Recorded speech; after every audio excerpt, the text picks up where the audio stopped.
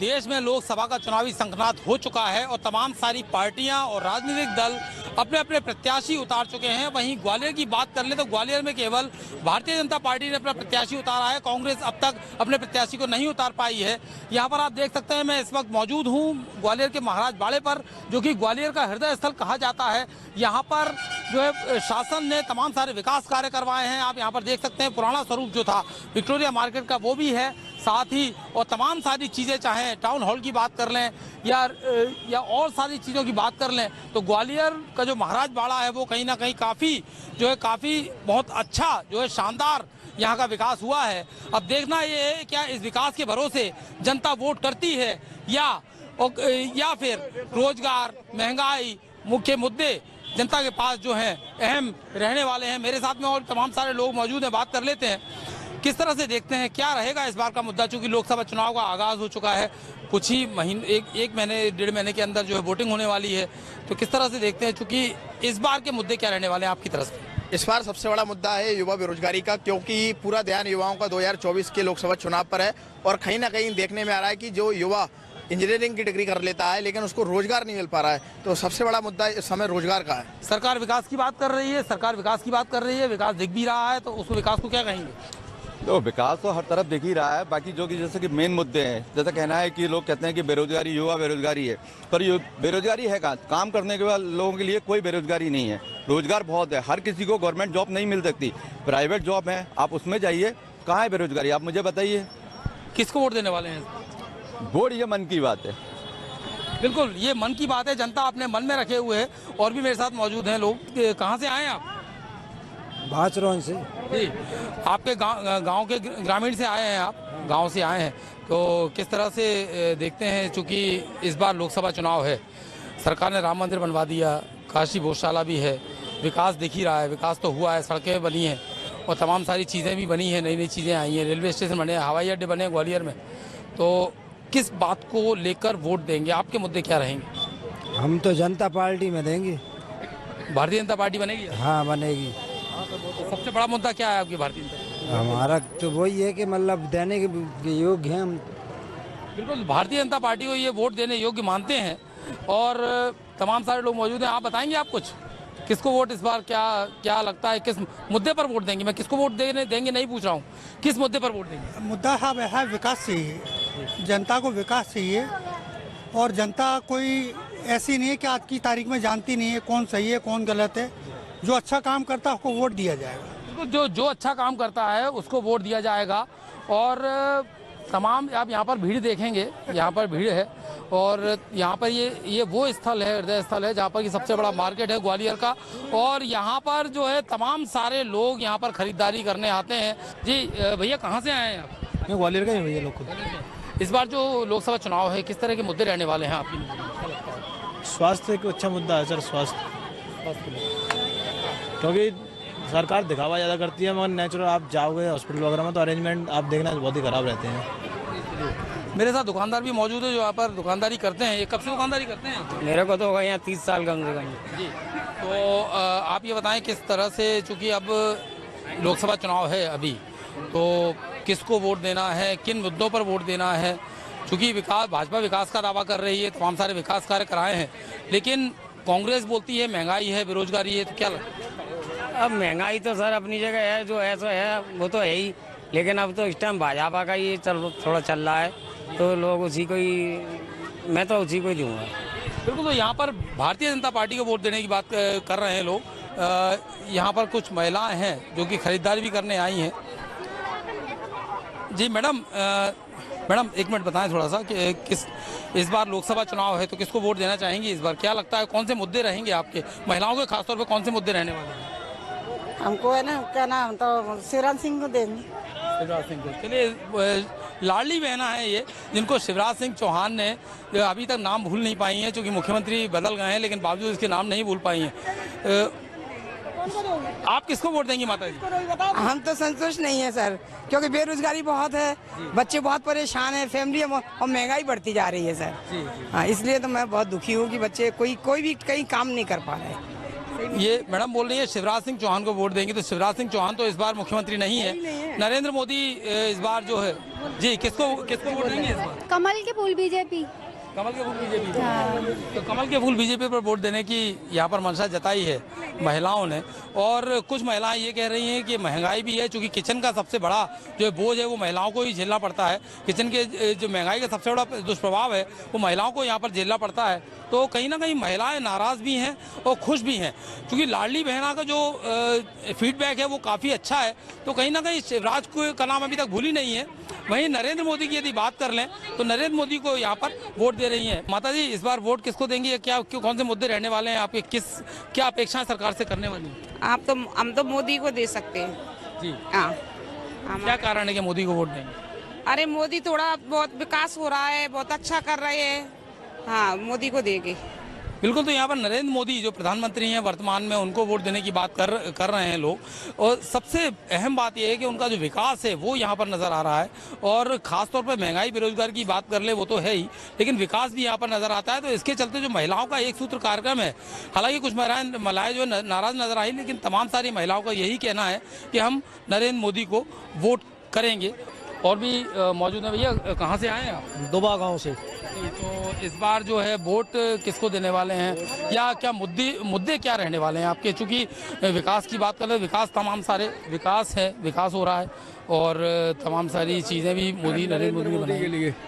नरेंद्र मोदी के लिए वोट। नरेंद्र मोदी के लिए एक सूत्र कार्यक्रम आपका नरेंद्र मोदी को वोट देना है। आप किसको देंगे? ये देंगे बीजेपी देंगे। बिल्कुल। तो यहाँ पर बीजेपी का बहुमत जो है काफ़ी ज़्यादा है, और यदि रोजगार की बात कर लें, महंगाई की बात कर लें, तो मोदी अभी तक क्या कर पाए? क्या लगेंगे? मोदी की जितनी योजनाएं जो लाभ मिल रहा है हर घर में किसी न किसी रूप में मिल रहा है।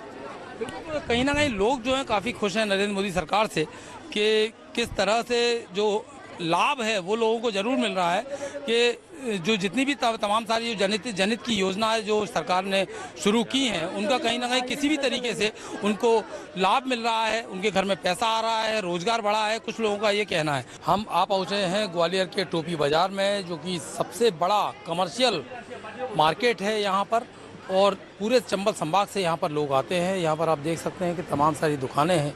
आप यहाँ पर देखेंगे, हम लोग यहाँ से जानेंगे कि इस लोकसभा चुनाव में किस तरह से जनता की अपेक्षाएं सरकार से होती हैं और किन मुद्दों पर जनता वोट करेगी, बात करने की कोशिश करते हैं।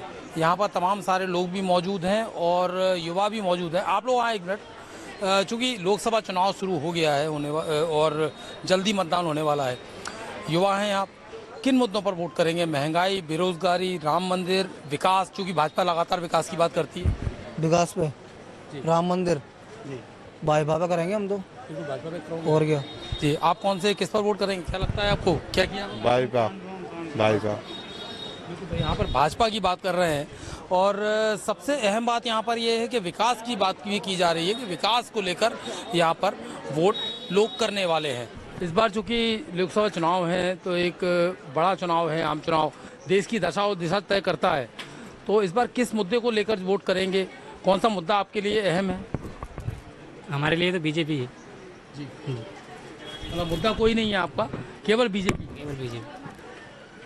किसकी शक्ल को देख के वोट देंगे? नरेंद्र मोदी की शक्ल को देख के वोट देंगे, जो यहाँ पर प्रत्याशी हैं, भारत सिंह कुशवाहा को लेकर वोट देंगे, या शिवराज सिंह चौहान इससे पहले मुख्यमंत्री थे, या मोहन सिंह यादव? मोहन सिंह यादव। बिल्कुल। तो यहाँ पर मोहन यादव को देखकर जो उनके चेहरे पर यहाँ पर वोट जा रहा है। चूँकि लोकसभा चुनाव है, क्या मुद्दे रहेंगे आपके चुनाव के, और ख़ास तौर पर क्या अपेक्षाएं सरकार से आप करते हैं? सरकार से बस ये सरकार तो ये बस अच्छी तरह से चलती रहे, और क्या है, पर पब्लिक को परेशानी नहीं आए। भाड़े में पार्किंग की बहुत परेशानी है, वो परेशानी वो का हल करना चाहिए। देखिए, चूँकि आप व्यापारी हैं, आप जनता के सबसे ज़्यादा संपर्क में रहते हैं, सबसे ज़्यादा संपर्क में आप ही रहते हैं जनता की परेशानियां भी आपको पता है, और सरकार से क्या अपेक्षाएं हैं? क्या आपको लगता है, क्या चाहिए आपको आगे सरकार से, जो कि आपकी और जनता की जो सुविधाएं हैं वो बढ़े, और ख़ास तौर पर आपके मुद्दे क्या रहने वाले हैं? भाजपा लगातार विकास की बात करती है, और चूँकि राम मंदिर और तमाम सारी चीज़ें हैं, जो रेलवे स्टेशन, एयरपोर्ट्स, ये सब बना है, एम्स भी बने हैं, तो मुद्दे क्या आपका जो लोकसभा चुनाव है वो स्थानीय मुद्दों पर नहीं लड़ेगा, वो बड़े मुद्दों पर लड़ा जाएगा, तो क्या मुद्दे क्या रहने वाले हैं? व्यापार तो बहुत डाउन हो गया है बीजेपी के कार्यकाल में, एक तो सबसे बड़ा है, और बच्चों को रोज़गार मिलना चाहिए, अच्छी शिक्षा मिलनी चाहिए, और जो मेडिकल की जो सुविधाएं हैं वो बहुत महंगी हो गई हैं, सरकार को उसकी ओर ध्यान देना चाहिए। शिक्षा बहुत महंगी हो गई है, ये चीज़ मेन मुद्दे होने चाहिए। जो आने वाले भविष्य के बच्चे हैं उनकी तरफ ज़्यादा ध्यान देना चाहिए सरकार का। तो कहीं ना कहीं एक बहुत बड़ी बात इन्होंने कही है कि महंगाई, बेरोज़गारी, और सबसे यहाँ पर अहम बात तो जनता के लिए जो उन्होंने कहा है कि महंगाई का जो मुद्दा है एक बड़ा मुद्दा है, उससे जनता को निजात मिलनी चाहिए। वहीं बहुत सारी चीज़ें हैं जो कि सरकार को जनता की तरफ देखना चाहिए, इन्होंने ये कहा है, और व्यापारियों की तरफ भी खास तौर पर सरकार को इसमें ध्यान देना होगा। मेरे साथ में लोग मौजूद हैं यहाँ पर जो खरीदारी करने आए हैं, चूँकि आप यहाँ पर काम करते हैं या दुकान है आपकी, तो इस बार के जो मुद्दे हैं खास तौर पर सरकार से क्या अपेक्षा रहेंगी और किन मुद्दों पर आप वोट करने वाले हैं? सरकार से जो उम्मीद की जा रही थी, जैसे रोड विकास चल रहा है वो बहुत अच्छा चल रहा है स्मार्ट सिटी का, लेकिन उसमें थोड़ी सी कमियां ये रह रही हैं कि इसमें गरीब जो फुटपाती हैं या ठेले वाले हैं इनको अनदेखा किया जा रहा है। क्या है, व्यवस्था जब भी स्मार्ट सिटी की बनती है तो हम चाहते हैं कि शहर का आदमी भी स्मार्ट बने, मोहल्ला स्मार्ट बने और गली स्मार्ट बने, फिर शहर स्मार्ट बने। तो स्मार्ट के साथ साथ क्या होता है, स्मार्ट सिटी में इनको बेरोजगार करके जगह ले ली जाती है इनकी और सौंदर्यीकरण किया जाता है, तो इनको साथ में रखते हुए, इनके कहीं एडजस्ट करते हुए, रोजगार का निराकरण स्थान का करते हुए अगर ये आगे बढ़ें तो स्मार्ट सिटी में हर वर्ग साथ देने को तैयार है, चाहे वो गरीब हो चाहे अमीर हो। बिल्कुल, तो कहीं ना कहीं एक बड़ी बात इन्होंने कही है कि जब स्मार्ट शहर बनते हैं, स्मार्ट सिटी बनती है, तो गरीबों को भी साथ में लेकर उनको भी स्मार्ट बनाना सरकार की जिम्मेदारी होती है। कहाँ से हैं आप, क्या करते हैं? बैंक हैं लोकली। तो सरकार यदि इस बार लोकसभा चुनाव है तो किन मुद्दों को लेकर वोट देंगे इस बार? मुद्दे क्या रहेंगे? ये बीजेपी चलाएंगे और क्या, जो आएगी वो आएगी। अभी तो बीजेपी चल रही है।